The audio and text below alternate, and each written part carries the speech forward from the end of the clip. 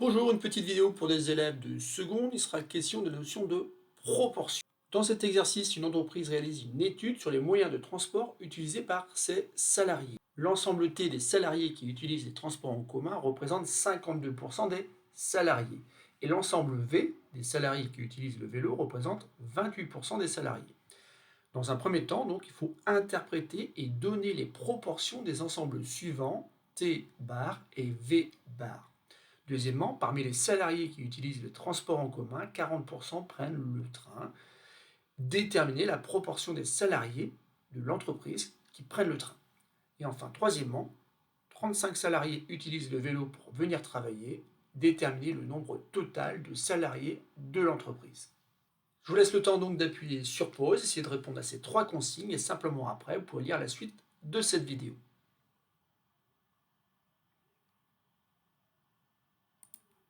Alors passons à la correction de cet exercice. Premièrement, donc, interpréter et donner les proportions des ensembles suivants, T bar et V bar. Alors ça, c'est tout simplement du cours, puisqu'on définit en classe de seconde le complémentaire de A d'un ensemble E, qui est noté donc A bar, comme étant la sous-population de E dont les éléments n'appartiennent pas à A. Ce que j'ai représenté ici, en fait, c'est tout simplement l'ensemble A bar par rapport à l'ensemble A.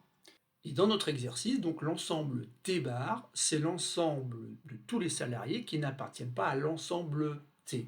T bar est donc l'ensemble des salariés qui n'utilisent pas les transports en commun. Et de la même façon, V bar, c'est l'ensemble des salariés qui n'utilisent pas le vélo.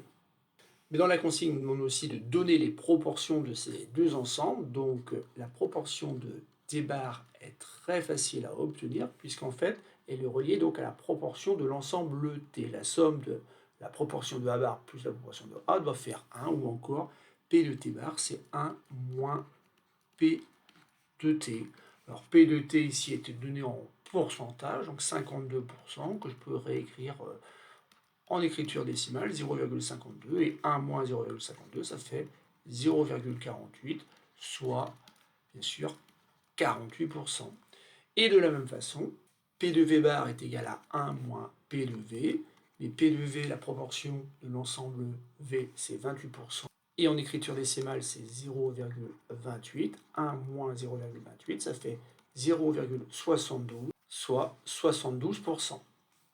Passons à la consigne numéro 2, où on apprend que parmi les salariés qui utilisent les transports en commun, 40% d'entre eux donc prennent le train. Et il faut déterminer la proportion des salariés de l'entreprise qui prennent le train. Et là, il faut reconnaître une proportion d'une proportion. Et ça tombe bien, en classe de seconde, on a pour commencer une définition qui dit qu'un ensemble A est inclus dans un ensemble B lorsque tous les éléments de A appartiennent à B, comme sur le schéma ici. Et c'est exactement ce qu'on a dans cet exercice, puisqu'en fait, on a des salariés qui prennent le train, et les salariés qui prennent le train, ce sont des salariés qui utilisent les transports en commun. Et dans ces cas-là, donc, si A est inclus dans B, alors la proportion P d'éléments de A dans E est le produit de la proportion P1 d'éléments de A dans B et de la proportion P2 d'éléments de B dans E.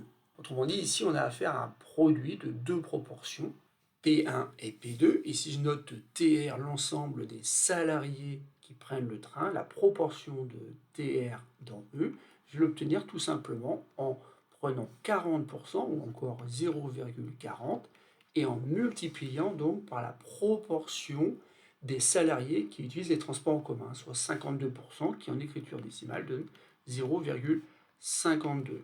Bon, ici, on peut peut-être se débarrasser du 0 et puis ensuite faire comme s'il n'y avait pas de virgule. Et 4 fois 52, ça donne dans un premier temps 208. Et un petit souvenir d'école primaire ou de collège nous dit qu'il faut 3 chiffres derrière la virgule, 1, 2, 3, ce qui fait 0,208, soit exactement 20,8%.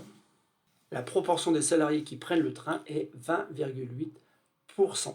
Passons maintenant à la troisième consigne, où on apprend que 35 salariés utilisent le vélo pour venir travailler, et on va enfin quelque part pouvoir déterminer le nombre total de salariés de l'entreprise.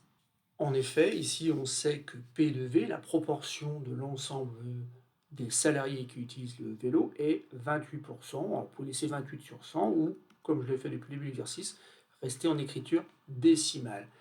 Mais la proportion de V, c'est le nombre de personnes qui utilisent le vélo sur le nombre de salariés en tout, NE. Et donc ça donnait 0,28. Sauf que le nombre de personnes qui utilisent le vélo, on le connaît, c'est 35.